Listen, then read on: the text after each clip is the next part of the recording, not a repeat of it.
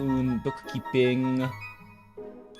Yeah, so, oh, I also have Genshin bookkeeping in here, right? Yeah, Genshin bookkeeping. So, this is the amount of free-to-play polls that you have gotten in Genshin. Every single patch. The average is... Where's the average at? They should have the average volume here somewhere.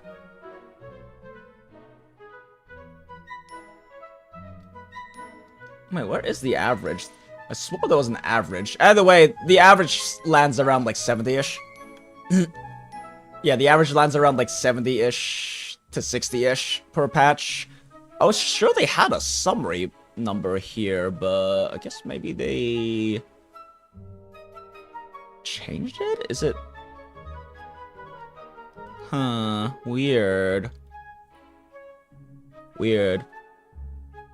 I mean, I could probably just punch all these data points into an average, but whatever. The point is that it's around like 70-ish. 60 to 70-ish, so let's say 65 for Genshin per patch. For ZZZ, the average searches per version, excluding 1.0, because 1.0 massively inflates things, right? 123.9 polls, free to play, not even monthly pass. HSR is 104.9. Free to play, not including monthly pass, and frankly speaking, it's easier to get all the ZZZ ones because you don't have as many of the bullshit achievements that Honkai Star Rail requires you to grind to get all of these. And then WUUUU's average convene is about 105, so it's about on par with Star Rail. It's just that pity scaling is a little bit better. And yeah, and like these numbers up top are without the yellow, without the Lunite subscription included. But yeah. Yeah, so ZZZ, solid 20% more generous than like HSR, which is what, 30-40% more generous than Genshin is. And WUUUU was about on par with HSR.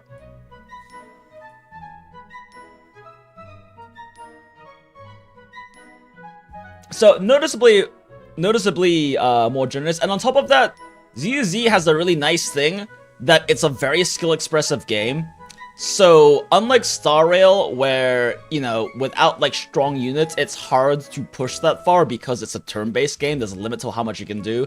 You can really push the mechanics in ZZZ if you really want to, and you really want to mold with like not the best of the best characters, right? Like, there's a very high level of skill expression in ZZ that most people don't ever even realize exists or reach because it does a really shit job teaching you. Oh yeah, here's the thing.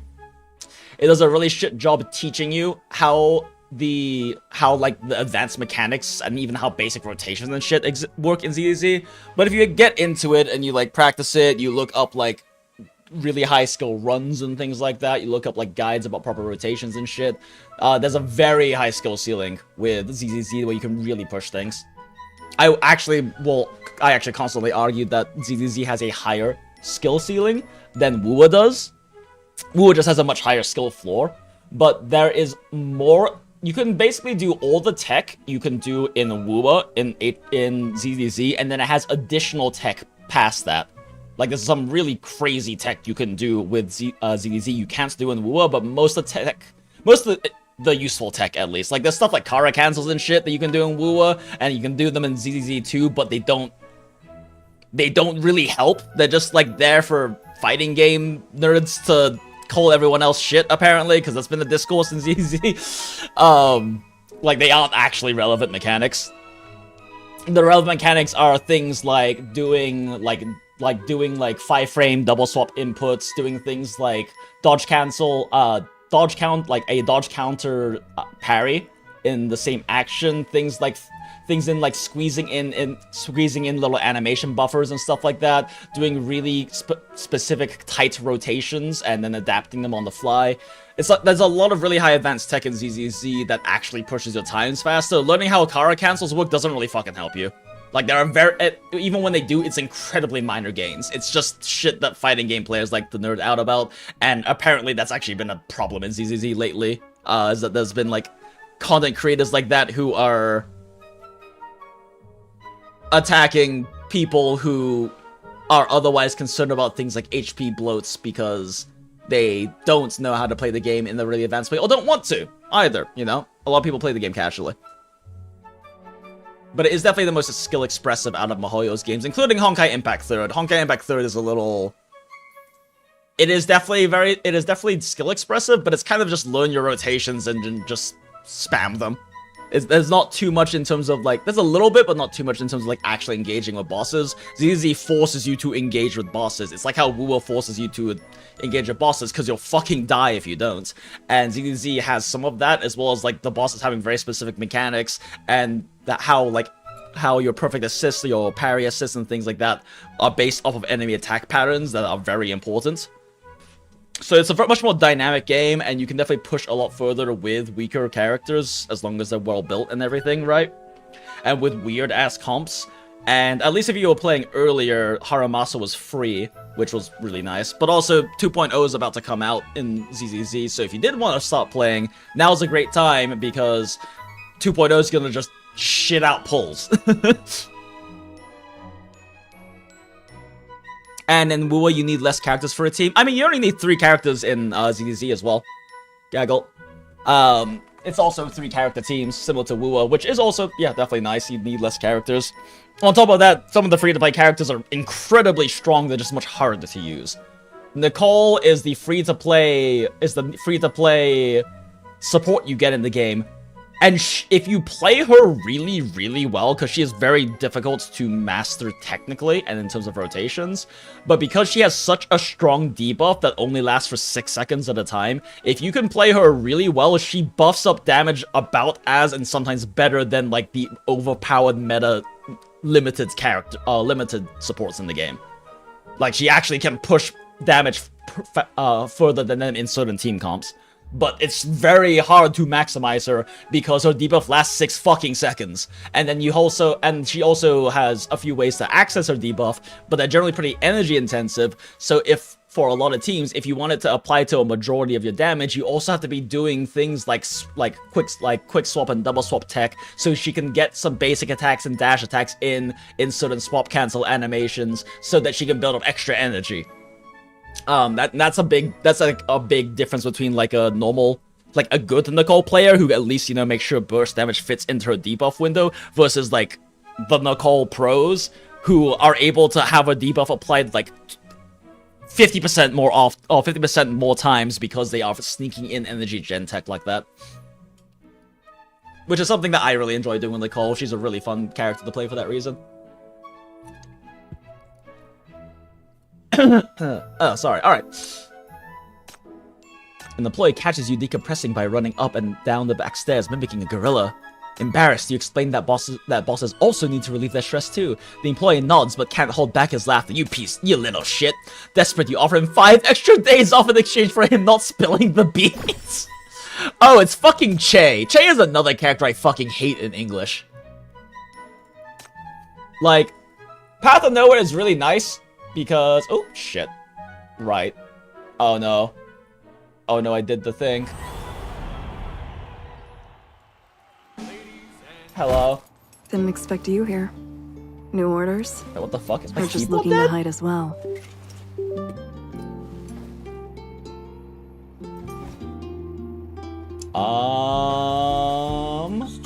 Did I just bork BlueStacks? Hello, BlueStacks? So I know that on stream right now you can see the game, but I can't. Something happened with my monitor?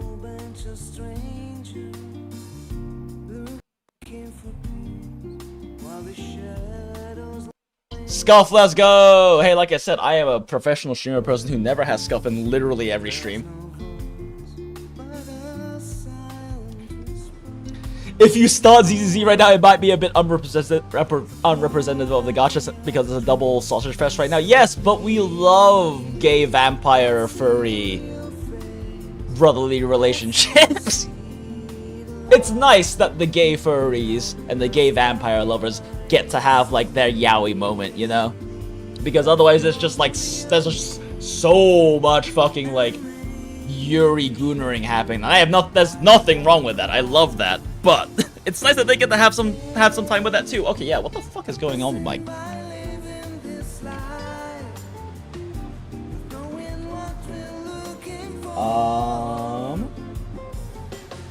need to close BlueStacks?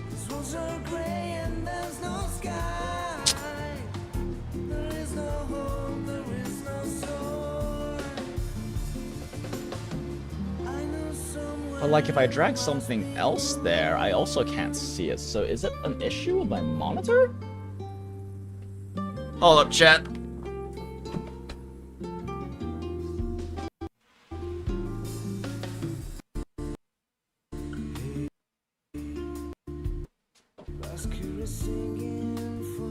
The music's still playing.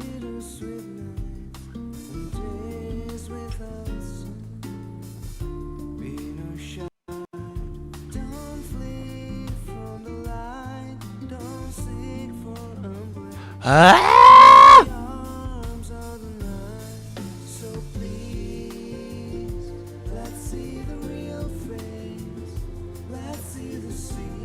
Yeah, I probably do have to find it from Taskmate. The thing is, I don't know if the game is the problem. I think it might be my middle monitor.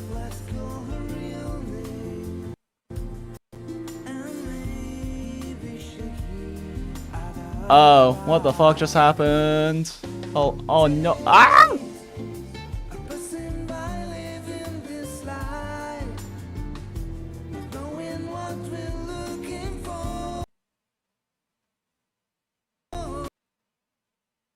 Okay. Oh, I guess it was BlueStacks. Why is my... Hello? Okay. Oh, okay. Okay, yeah, I don't know what the fuck borks there, but things borked.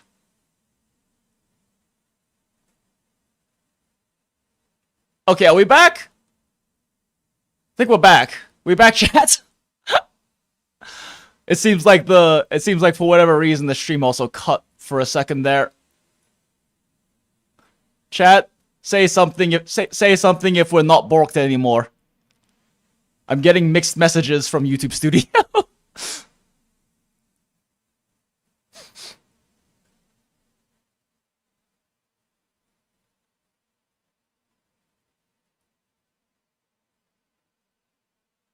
Chat?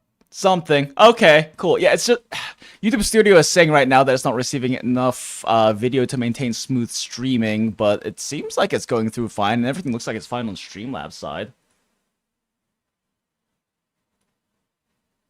Alright, let's try that again. Something. Okay, cool.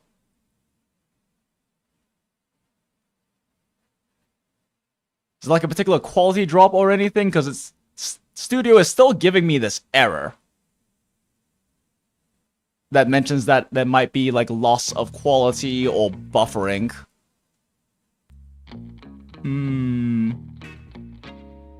Weird.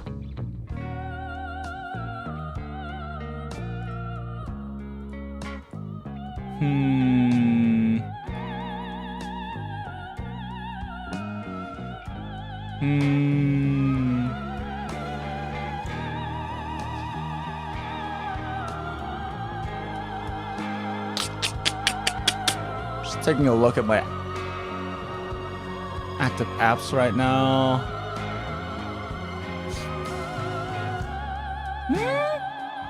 Nothing looks particularly weird. I guess we're back? Question mark chat? I guess we're back. We love Scuff. Woo!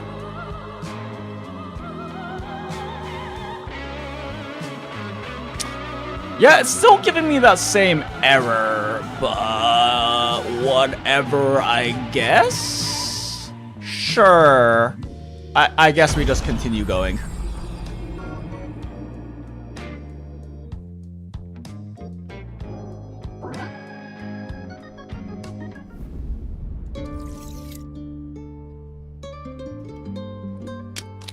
I meant to start playing when that Fox skill was running, but kind of forgot. Yeah, Fox skill is very strong. Miyabi is still the strongest character in the game by a pretty decent margin.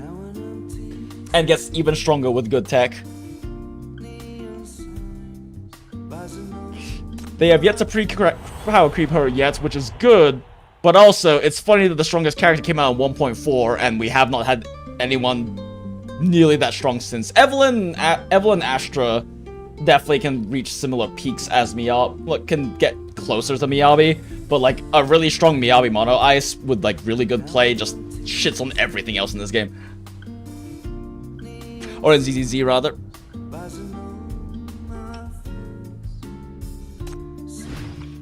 Okay. I think it's actually good, chat. The live preview on Studio looks fine, but it's still giving me the error message.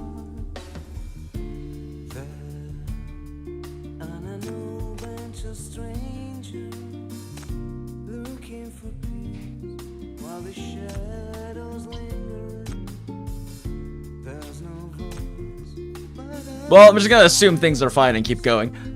What Path of Nowhere is one of those games, though, that, like, and a lot of different gacha games do this. It's kind of annoying that a lot of the modern popular ones don't, because I would love to be able to swap specific voices for some characters in WUA.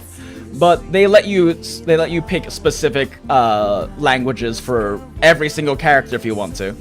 So yeah, Shay we're listening to in Chinese. Oh wait, no, I think Korean's the one that only remember him actually. The job is not done yet. Relax. I won't do anything nasty.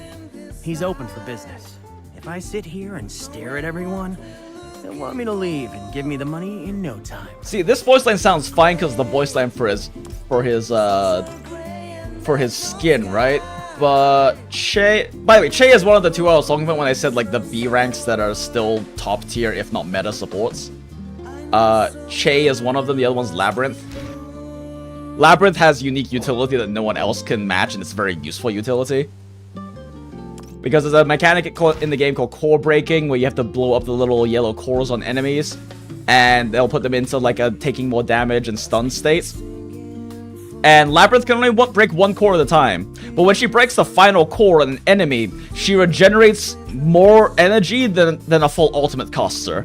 So you can use her to just do stupid chain core breaking bullshit, and it's very strong. Che, on the other hand, does a very strong 2-core break in a big AoE, and then also applies like a constant damage taken debuff. So both very good in their own rights. But yeah, it seems to be fine. I haven't noticed anything. Okay, cool. Foxgirl is honestly one of the most fun characters I've played across all gachas. Yeah, she is a lot of fun to play too. Yeah, Miyabi is a very good character in basically every regard.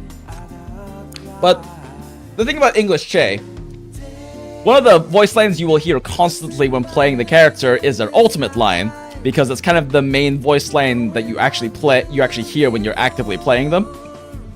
This is what his fucking ultimate sounds like in English. You can't escape. You can't escape. You can't This is so fucking annoying to hear in combat. I hate it. You can't escape. Which is why I always specifically... I haven't done it on BlueStacks, I guess, because I haven't really been playing it on my... I just got BlueStacks on my computer like a few weeks ago, and I mostly play on my phone. Because this game is very good to play on phone. Except for, you know, the difficulty of, like, the mechanical tech that's very important in the game, but I've gotten kind of used to doing it on phone. But yeah, so I pretty much always put Che on Korean. 아직 안 끝났어요. 내가 설마 진짜로 폭력을 쓰겠어요? 장사하는 사람이니까. Because out of all the voices, he by far has the best ultimate voice line when he is in Korean. 도망갈 생각 마라. 도망갈 생각 마라. Wait, was it Japanese? Actually, it might have been Japanese. In a sec. Oh, I've gotten that backwards. I think I might have gotten that wrong. I think it's Japanese. I haven't had to like adjust these settings forever because it's just been on my phone the way it's supposed to be. But let's see, maybe Japanese. Yeah, that's it. He actually sounds like a Chad this way. この店は営業中だから、俺がずっとここに座ってたら、そのうち相手がうんざりしてくるんじゃないか? Yeah, let's check his alt voice line now. I don't even really use him anymore because I just have better supports, but I could still use him and get like really high and get like max necessary clear scores on like Endgame and stuff like that because he is a very good unit. But yeah, this is what his alt sounds like in Japanese. That's so much better than "You can't escape." Ah, so much better. And then the other character that I swap over is Langley because honestly, her voice, she is definitely one of the not up to par. There's not even really that many of them there are, but like she's definitely one of the not up to par voice performances in English. Bit of, especially considering how like the vast majority of the voice performances in this game are incredible. She's a weird outlier, but she is like a 1.0 standard character. But even then, the other 1.0 standard characters, S ranks, like all have good performances. Hers is just kind of an outlier for me, so I always put Langley in Chinese. I also don't really use that often though.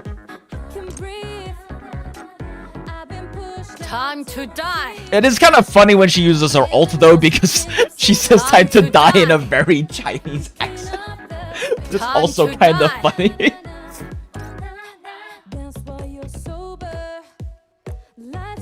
I oath one of my most used ships in Azure Lane because she's very strong, but also holy shit, her skill activation voice line annoyed me too much, Lamau. That's why she got a dump truck wedding outfit. God damn, what is this song? Which one was playing? I'm so used to hearing these playlists. It just kind of like it's nice background noise to me. Because I know this one just started. Where is wrong button? Bureau. I need to add some of these at some point. Was it this one? We found the JP voice line. Was it? So it was either Walk of Fame or was King of Party. It had to be one of these two because it doesn't shuffle. Like, was this kind of like fun jazzy one? Or was it the kind of like silly, more like spring break poppy one? Oh yeah. Yeah. Yeah, like very like fun, more energetic jazz. Oh, not jazz, even swing jazz sort of thing. Yeah, the music's really good in this game. I need to add more to my playlist, but this is just some of the ones that honestly, I haven't added anything to this playlist in like a year. And I've gone a lot more songs in the game since then.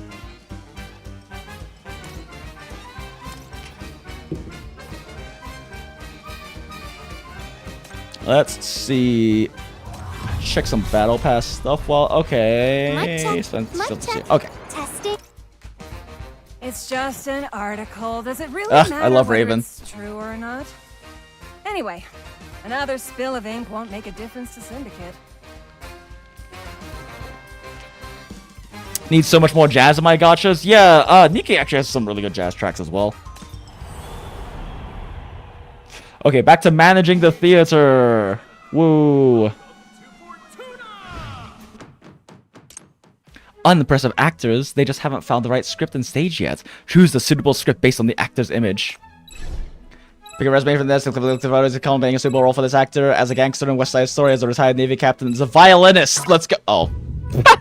Oh, it actually fails here.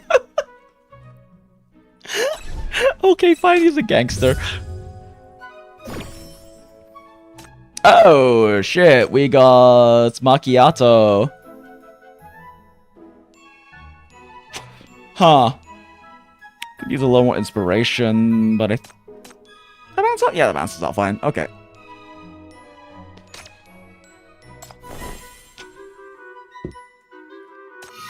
New area unlocked, level 3. Cool, back to the story. We need to hit level 3.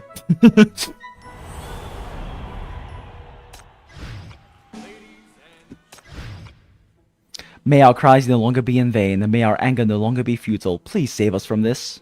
Don't let go of my hand.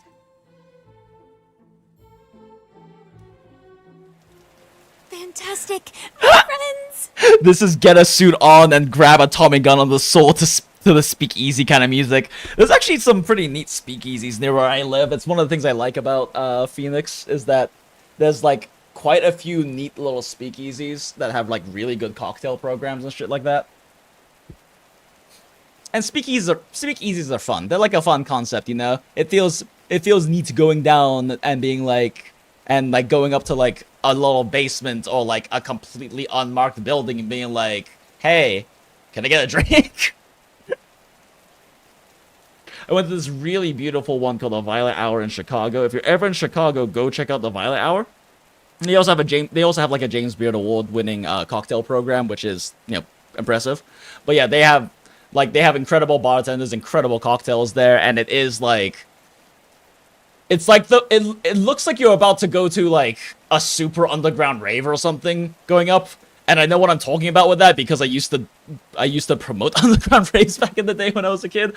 But it's like it's like a completely like box building that has like a bunch of graffiti on it. It's completely unmarked and just like looks like it's like a random business that got shut down ages ago that might have been a meth lab. And you go in and there's a door, and then you go in and there's like a door slit, and like and then basically like the bouncer will like let you in or out. Like sometimes you'll have to wait and things like that. They do reservations, but most of the business is walk-in. And then you go inside, it's like this gorgeous like velvet colored, really beautiful like classic style furniture bar with just beautiful drinks and interior design and a great drink selection. It's like, this is not a meth house. Crazy. One of the best things about Penacony was the whole place was born out of a question: what if we made Whiplash into a whole playable region? Let's go. Thanks for your courage. Thanks for sticking together. When the sky roars its verdict, freedom will be ours! Luvia Ray is such a good actress, guys.